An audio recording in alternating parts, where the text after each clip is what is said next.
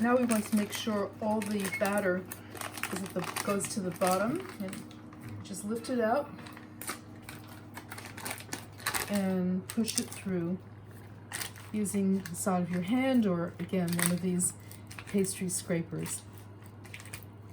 And the next trick is to make sure that it doesn't come up to the top of the bag either. When I work with kids, I always make sure to use a Ziploc bag, because that way it can go up the top. But that's one of the things, when people start piping, they end up not holding it tightly enough here, and it starts coming out the top. Now, we want to fill these 3/4 full. I like to weigh, and the weight is 43 grams.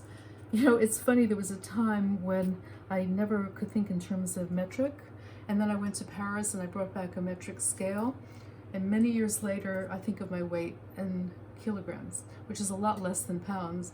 Just kidding. Okay, so here's where we go, starting like this, going around in a circle. Let's see what we get here. That's only 24, and it's not 3/4 full. It doesn't have to be exact, but at least it gives you a guideline. Like, this is 42.6, that's good enough. And it's going to sink in by itself on baking. I like to make 8 instead of, in the book I have 6. I've decreased the baking powder in half to just 1/8 of a teaspoon, and that gives it a more rounded shape. And I think it's a better size doing it this way. See, even though the recipe's been published, it's still always a work in progress. Next step is baking.